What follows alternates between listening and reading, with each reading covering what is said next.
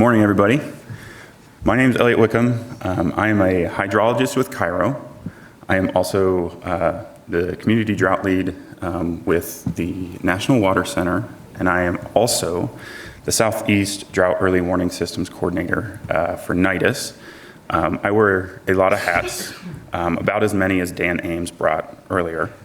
And so today I am going to be focused on my role with NIDIS, talking about our current and future priorities with enhancing early warning, drought early warning. Okay, so NIDIS was created and mandated by Congress in 2006 to help the country mitigate, prepare, and respond for droughts. NIDIS is a multi-agency partnership that coordinates drought monitoring, forecasting, planning, and information across the country. We do this work through our regional drought early warning systems. So I have a map up here. We do this through delivering drought information, improving drought prediction and forecasting, supporting drought planning and preparedness, strengthening collaboration and coordination, and we lead the U.S. drought portal at drought.gov. Let's see, next slide. So for each one of these regional drought early warning systems, or DEWs, as we call them, each one has a coordinator. We now have 9 regional DEWs, and so here we have the mugshot of all of us that is associated with each DEWs. As I said earlier, I am the Southeast DEWs coordinator. So NIDIS at 20.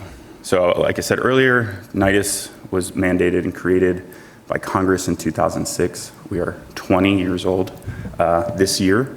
And so through this presentation, I'm going to talk about how what our drought involvement is currently, what our priorities, our current projects are, and our growth going forward. So this is the U.S. Drought Monitor as of last week. And we can see that there is, unfortunately, a lot of dark colors, warm orange, red, and maroon across the west and the southeast currently. Part of this has to do with the long-term dry conditions, the lack of snowpack in the west with low snow water equivalents, and then in the southeast, long-term persistence of dry conditions that have led to hydrologic drought conditions and low flows across much of the region. How are we involved with this? I have 2 examples up here. One is our drought status update for the snow conditions in the west. We have the QR codes for these if you want to access them. The one there on the left, or excuse me, on the right, is the last drought status update that we put together for the Southeast back in April. These are partnerships that we lead, but we work with our partners in the region to put these together to talk about the conditions, where we're at, the impacts that are going on, and the future conditions that we're expecting for either improvement, persistence, or worsening conditions. And then we also do webinars. I've probably selfishly here highlighted the last one that I did in the Southeast. And this one was a little bit different than our normal webinar series that we do. And this one was really focused on what's going on in the Southeast, convening partnerships across federal, state, and academic partners to talk about current conditions, sectoral impacts, state and regional responses, and then those future conditions and uncertainties of where we're going. So, looking forward, what are our priorities at NIDIS going forward? One is advancing research to further understand the complexities of drought, including hydrologic, but also agricultural, ecological, snow, flash, and demand-driven droughts. Improvements in increasing in monitoring and contextualizing droughts to address the systematic risks across timescales. Also, advancing preparedness through tools and resources. So building tools and resources to manage drought risk and water shortages in the future under different drought scenarios, and anticipating and addressing the cascading impacts of severe drought, such as wild and urban fire. Water whiplash, too much, too little, transitioning from dry to wet, or wet to dry? Can our communities and economies manage for increasing rapid changes between having too much water, flooding, to too little water and drought? And if droughts are changing, how do those changes impact the connection to other compounding hazards like heat events? I will take a note to say that even though the Southeast is dealing with a drought right now, they are actually kind of dealing with hydrologic whiplash. They are getting dumped on.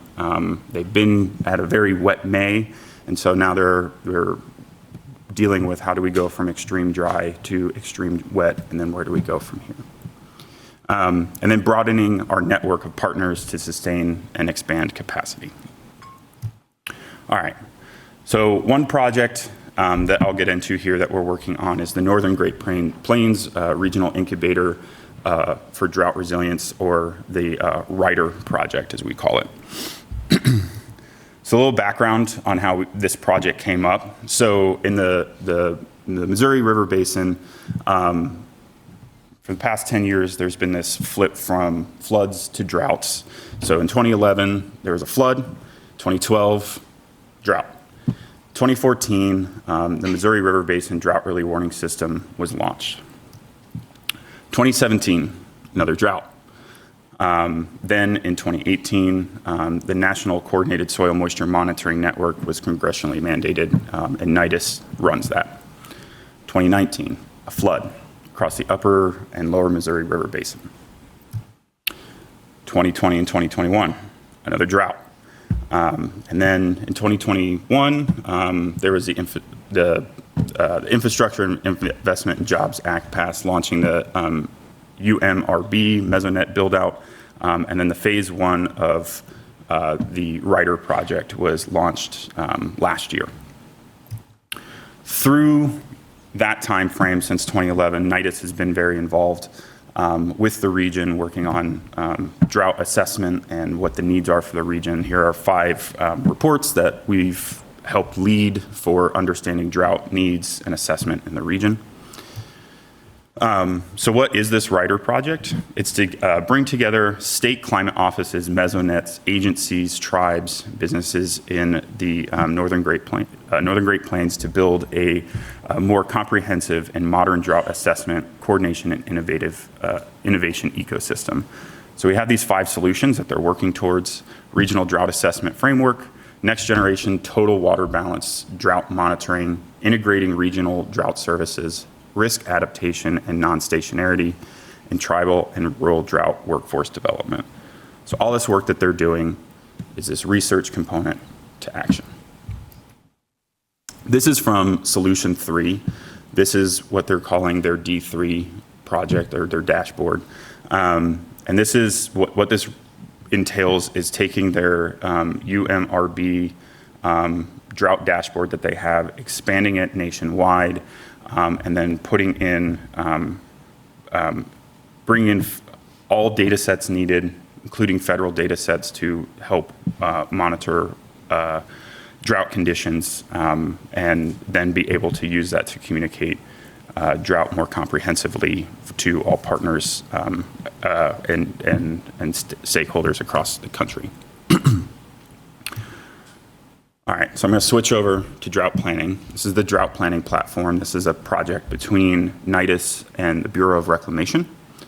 So why do we need a drought planning platform? As we can see here, there's many different types of guidance and help documents for planning for drought. Guidance for drought planning is spread out across the country, across many organizations, and not all communities have the resources or expertise to develop a scientifically rigorous or comprehensive drought plan. So a drought plan is a written risk management strategy and decision-making framework to reduce drought impacts. This helps move communities or the users from a reactive to a proactive approach. It leads to tangible and beneficial outcomes in the plan for what they're working for, and it addresses both response during a drought, but also helping them prepare for future drought events.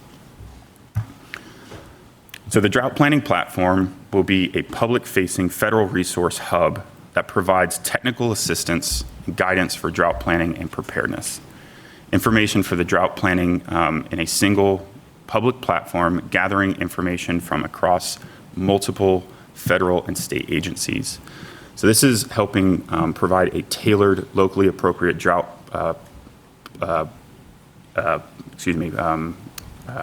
preparedness document planning platform for drought indicators, impacts, and vulnerabilities. It applies innovative technologies, including AI and large language models, to rapidly deliver customized information. And currently in phase 1, this is focused on the 4 corner states: Utah, Colorado, New Mexico, and Arizona.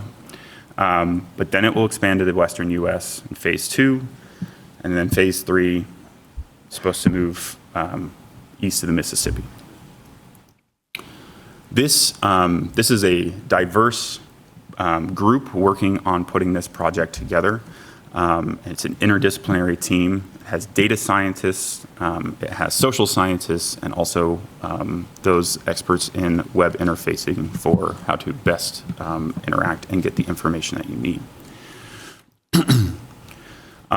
So this is a user journey approach to help communities or users use this to build their drought planning needs. Starts with getting started. Where do I go to get this plan started? Then moving into understanding drought risk and vulnerability. Then moving into developing a drought monitoring framework. Then identifying actions during and before a drought.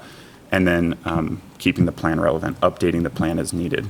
And as you go through this, it continually builds on itself. The information from the first part that you worked on, it then feeds into the next section and the next section. So it's supposed to be a building process. It's not these individual chunks that hopefully then you can put it together. All right. So who is this for? These are just a few examples of who this is for, but it could be used for a small city or town that needs help with preparing and responding to drought. It can be used for agricultural delivery, water delivery in agriculture. It can even be scaled up or used for regional and complex water districts. So it's not size for a specific type of stakeholder or size of a stakeholder. It's supposed to be useful for any type of stakeholder that needs to prepare or plan for drought. Okay, next one. The other project we're working on right now is improving NOAA's Climate Prediction Center outlooks and products and services. All right, out of curiosity, who is aware of the CPC's drought outlooks that they have? Okay, so this project is working on improving those projects. So improve the understandability and the usability of current and new outlooks. And then it's also to develop the probabilistic drought outlooks, so for seasonal, monthly, and flash drought.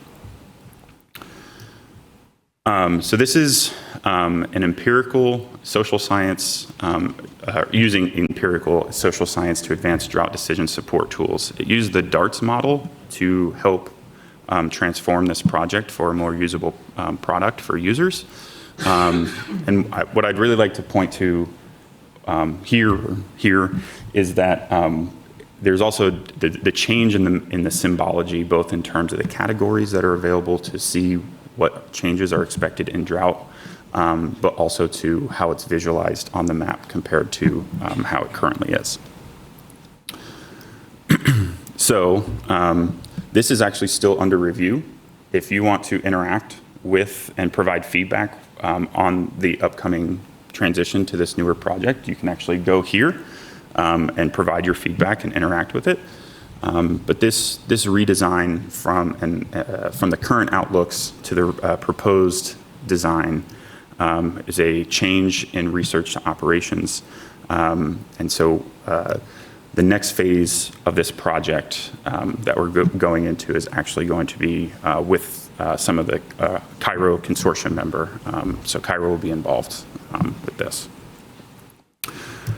All right. Our last point here is expanding the regional dues for national coverage. You may have seen earlier when I was showing this map that there's a gap down in the lower Miss region, and then here I've also added the OCONUS areas. We have most of the country covered, but not quite all, and we're moving towards national coverage for the dues. Actually, the newest dues that we launched was actually this year, the Mid-Atlantic. So prior to April of this year, we actually had 8 dues, and now we have 9 with the Mid-Atlantic added. We're currently working on forming the lower Mississippi dues. We're working with partners in that area to work on building that out, and hopefully towards the end of this year, beginning of next year, that should be finalized. And then after that, working on the Oconus areas. So forming dues in the Oconus areas by roughly 27 to 28. And so with that, I think that's my last slide. So thank you.